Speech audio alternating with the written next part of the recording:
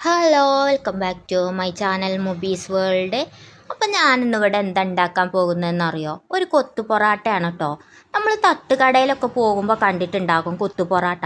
നമ്മൾ കാണുമ്പോൾ വിചാരിക്കും വീട്ടിലൊക്കെ ഒന്ന് ട്രൈ ചെയ്ത് നോക്കിയാലോ എന്ന്. അപ്പം നമുക്കിന്ന് ഇവിടെ ഒന്ന് ട്രൈ ചെയ്ത് നോക്കിയാലോ. അപ്പം ഇതിലേക്ക് ആവശ്യമായിട്ട് ഞാൻ 2 പൊറാട്ടയാണ് കേട്ടോ എടുത്തിട്ടുള്ളത്.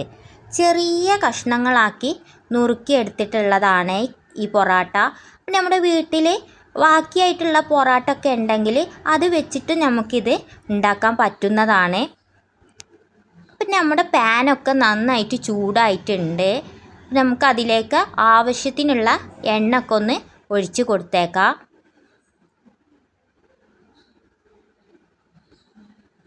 അപ്പോൾ അതേ നമ്മുടെ എണ്ണ ഒക്കെ നന്നായിട്ട് ചൂടായിട്ടുണ്ട്. അപ്പം നമുക്ക് അതിലേക്ക് കുറച്ച് ഉള്ളി കൊത്തി അരിഞ്ഞതാണ്. ഞാൻ ഇവിടെ 2 മീഡിയം സൈസിലുള്ള ഉള്ളിയാണ് കൊത്തി അരിഞ്ഞിട്ട് ഇട്ടേക്കുകയാണ്.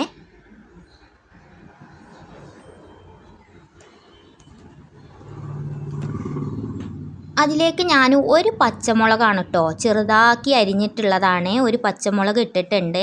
നമുക്കിതൊന്ന് വഴറ്റിയെടുക്കാം. നന്നായിട്ട് വഴറ്റൊന്നും വേണ്ട, ചെറിയ രീതിയിലൊന്ന് വഴറ്റിയെടുത്താൽ മതി. അപ്പം അതിലേക്ക് ഞാൻ ആവശ്യത്തിനുള്ള ഉപ്പ് കൂടെ ചേർത്ത് കൊടുത്തിട്ടുണ്ട്. ഈ ഒരു തരത്തിൽ നമുക്ക് വഴറ്റിയെടുത്താൽ മതി കേട്ടോ. നന്നായിട്ടൊന്നും വഴറ്റിയൊന്നും എടുക്കണ്ട. പിന്നെ ഞാനിതിലേക്ക് മീഡിയം സൈസിലുള്ള 2 തക്കാളിയാണ് കൊത്തി അരിഞ്ഞിട്ടുള്ളത്, അതുകൂടെ ഇട്ട് കൊടുത്തിട്ടുണ്ട്.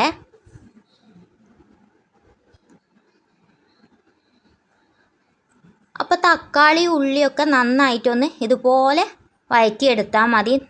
കൂടുതൽ വഴറ്റിയെടുക്കൊന്നും വേണ്ട.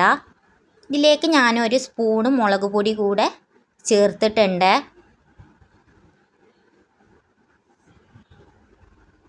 പച്ചമുളക് ഇട്ട കാരണം ഒരു സ്പൂണ് മുളക് പൊടിയേ ചേർത്തിട്ടുള്ളൂ.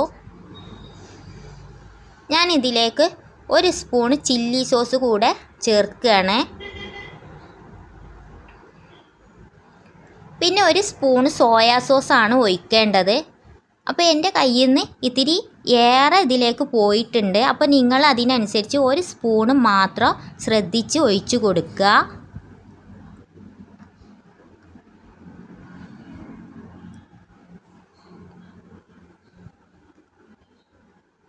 ചെറു തീയിൽ നമുക്കിതൊന്ന് വഴറ്റിയെടുത്താൽ മതി. നന്നായിട്ട് വഴറ്റിയെടുക്കൊന്നും വേണ്ട, ചെറു തീയിൽ നമുക്കിത് വഴറ്റിയെടുത്തിരിക്കണം.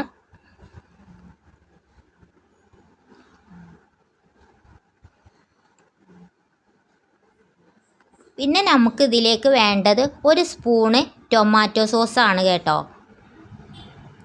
എല്ലാം ഓരോ സ്പൂണ് വീതമാണ് ഞാനിതിലേക്ക് ഒഴിച്ചിട്ടുള്ളത്. നന്നായിട്ടൊന്ന് വഴറ്റി എടുക്കുക. നമ്മൾ നേരത്തെ കട്ട് ചെയ്ത് വെച്ചിട്ടുള്ള നമ്മുടെ പൊറാട്ടയാണ്. അത് നമുക്ക് ഇതിലേക്ക് ഇട്ടിട്ട് ഒന്നുകൂടി വഴറ്റി കൊടുക്കാം കേട്ടോ. അപ്പം നമ്മുടെ കൊത്തു പൊറാട്ട ഏകദേശം റെഡി ആയിട്ടുണ്ട്. ഇതുപോലെ എല്ലാവരും ഒന്ന് ചെയ്ത് നോക്കണേ. നല്ല അടിപൊളി ടേസ്റ്റാണ്, എല്ലാവർക്കും ഇഷ്ടപ്പെടും. കുട്ടികൾക്കും ഏറെ ഇഷ്ടപ്പെടുന്ന ഒരു വിഭവമാണ് കൊത്തു പൊറാട്ട. അപ്പം എല്ലാവരും ഒന്ന് ട്രൈ ചെയ്ത് നോക്കണം. അപ്പം നമ്മുടെ വീട്ടിൽ കറിയൊന്നും ഇല്ലാത്ത ടൈമാണെങ്കിൽ നമുക്കിതുപോലെ 1-2 തക്കാളി ഉള്ളിയൊക്കെ വെച്ചിട്ട് പെട്ടെന്ന് തയ്യാറാക്കാൻ പറ്റുന്ന ഒരു വിഭവമാണ്. നമുക്കിതിലേക്ക് കുറച്ച് ചപ്പല കൂടി ഇട്ട് കൊടുക്കുക. അപ്പം നമ്മുടെ കൊത്തു പൊറാട്ട ഇവിടെ റെഡി ആയിട്ടുണ്ട്. എല്ലാവരും ഒന്ന് ട്രൈ ചെയ്ത് നോക്കണം, അടിപൊളി ടേസ്റ്റാണ്. അപ്പം എല്ലാവരും എൻ്റെ ചാനൽ ഒന്ന് സബ്സ്ക്രൈബ് ചെയ്യണേ, ഒന്ന് ലൈക്ക് ചെയ്യണേ.